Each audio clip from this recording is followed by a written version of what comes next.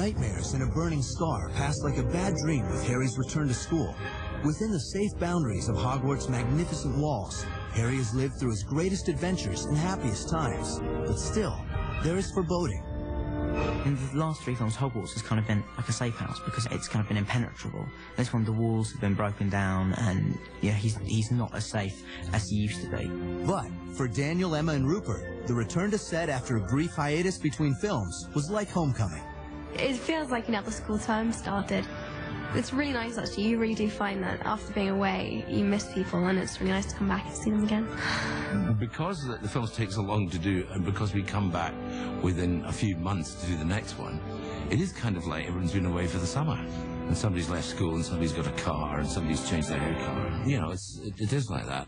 Changes are also in store for the students at Hogwarts with the return of the Triwizard Tournament. The Triwizard Tournament is an ancient magical tournament that's gone back a very long time. The Triwizard Tournament hasn't come to Hogwarts for over 100 years due to a distressingly high death toll. Joining Hogwarts in the tournament are rival schools of magic Beauxbaton of France and Durmstrang of Bulgaria. When the Beauxbaton girls arrive, the Hogwarts boys are in a state of shock. They've never seen anything like this. These elegant, incredibly beautiful French girls walking down the hall is something that renders Ron in particular speechless. And I think we all remember that feeling. These girls certainly know how to impress an English school by their entrance.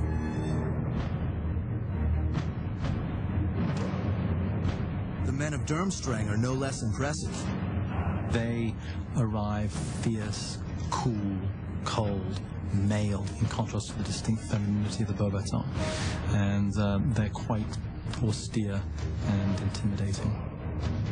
If the competition was going to work, then the schools had to be very distinct. So the French school had to be more French than you could imagine a French school being.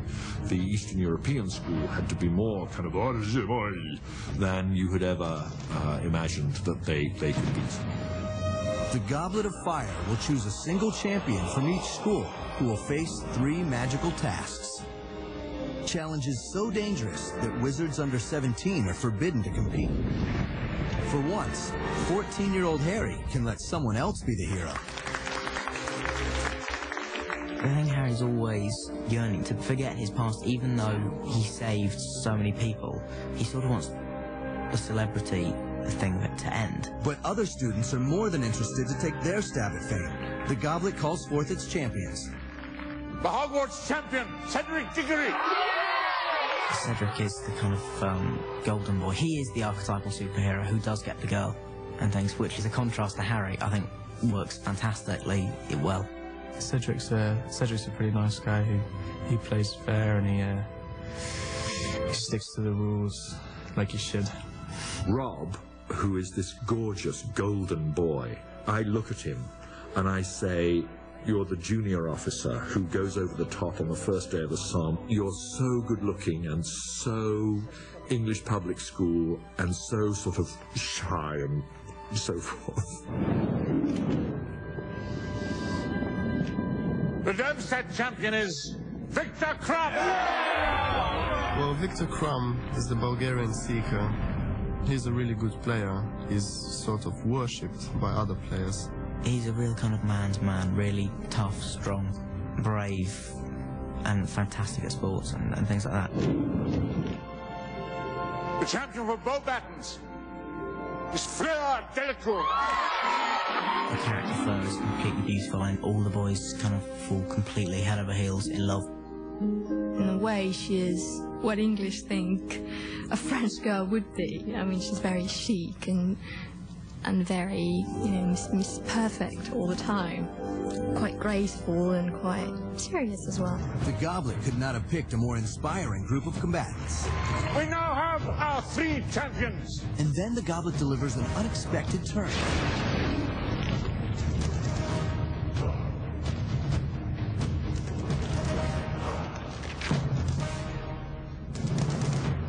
Harry Potter! This is bad news, but there's no way round it. He has to compete.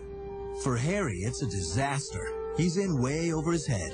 He's too young and inexperienced, and what's more, there are some who believe that Harry engineered this and put his own name into the cup. would anyone believe that he didn't do it? I didn't ask for this to happen, Ron. But alone as Harry feels, he finds an unexpected ally in Hogwarts' new Defense Against the Dark Arts teacher, Mad-Eye Moody. I think that he's somebody who chased the demons away from goodness to such an extent that he got quite warped by it. Moody is an Auror, a dark wizard catcher. He was a great wizard in his time, but his paranoia has him balancing on the knife's edge of madness, seeing dark wizards around every corner. Ron really likes him. He's just crazy and completely mental, which he really likes. Mad-Eye Moody is one of these people who tells it how he sees it and is very honest and very blunt about things. Mad-Eye Moody steps beyond what is proper, does not always know what is appropriate. Professor Moody, what are you doing? Teacher. He is quite ferocious at times, but at the same time is lovable. You can understand his appeal, and he is keeping a watchful eye on Harry. To play Moody, the filmmakers turned to the great character actor Brendan Gleeson. What appealed to me about him was the fact that he reminded me of some of the teachers of the old school, that whole notion of tough love and all that kind of thing. And I can remember some people from my own past who would have come close to where Mad-Eye has ended up.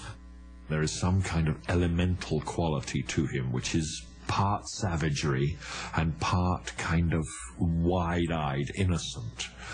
And those two are very finely balanced in Brendan. And if the students at Hogwarts found Moody to be a real shock to the system, his real-life alter ego Brendan could be quite a handful himself. He would say, look, there's a great bit in the book, and you'd think, yeah, Brendan, okay, fine. I know about the book. You know, the book is 750 pages. I've got 120. What do you want?